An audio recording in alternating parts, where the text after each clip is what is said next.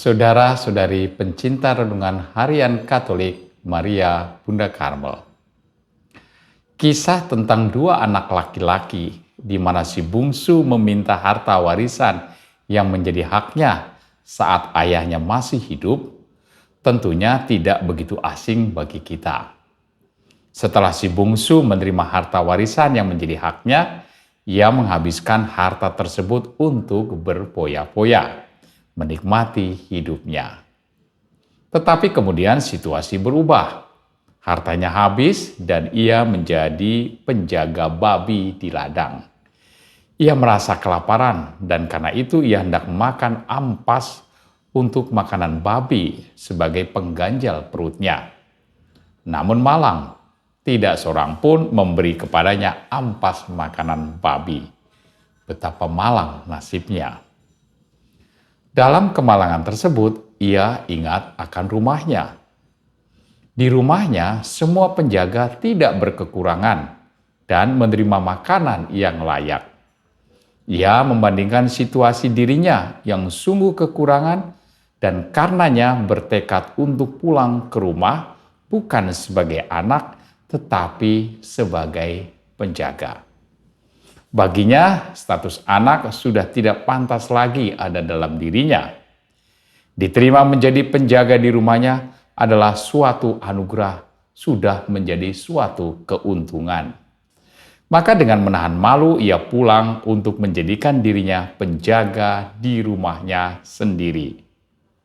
Akan tetapi, ada hal yang tidak terduga. Ayahnya menyambut kedatangannya. Bukan itu saja. Ketika anak itu menyebut bahwa dirinya tidak layak lagi disebut anak, ayahnya justru memerintahkan kepada para hamba untuk memperlakukan dirinya sebagai anak. Ayahnya tidak memperhitungkan perbuatan buruknya saat meminta hak warisan, tidak mengingat-ingat hidupnya yang berpoya-poya, tidak mengingat kesedihan akibat ditinggal pergi oleh anaknya. Dengan tangan terbuka, ayahnya menerima dia kembali. Ayahnya sungguh penuh belas kasih. Itulah yang dikatakan Injil mengenai alasan ayahnya menyambut dan menerima anaknya yang telah lama meninggalkan dirinya. Belas kasih dalam bahasa Latin adalah misericordia. Kata ini berasal dari dua kata, yaitu miseri yang berarti penderitaan dan cor yang berarti hati. Dengan demikian, misericordia adalah hati yang menderita, hati yang menangis saat melihat kesulitan dan penderitaan orang lain. Sang ayah dari hatinya yang dalam merasakan penderitaan yang dialami putranya.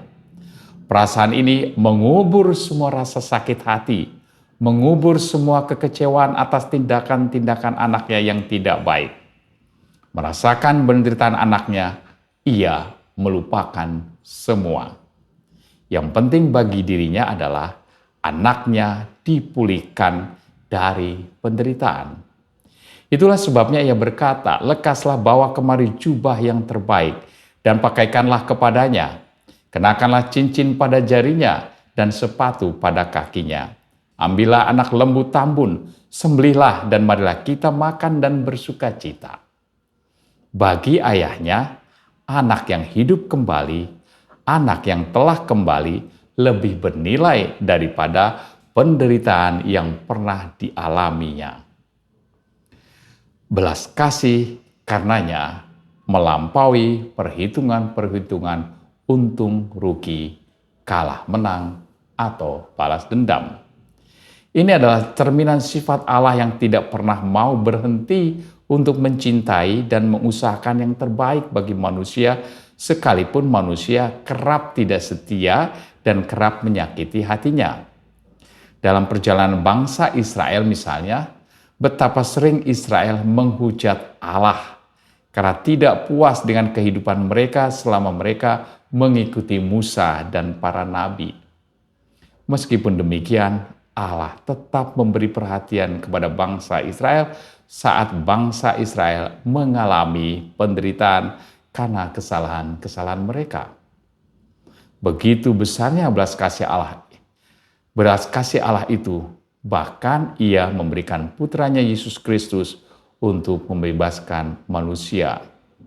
Suatu pemberian dan pengorbanan yang tak terbatas. Tidakkah karenanya kita juga tergerak untuk berbelas kasih kepada saudara lain, mereka yang ada bersama kita, sekalipun mungkin orang itu sudah menyakiti kita. Allah merasakan penderitaan umatnya, tetapi karena belas kasih-Nya, Ia tetap menginginkan orang berbahagia.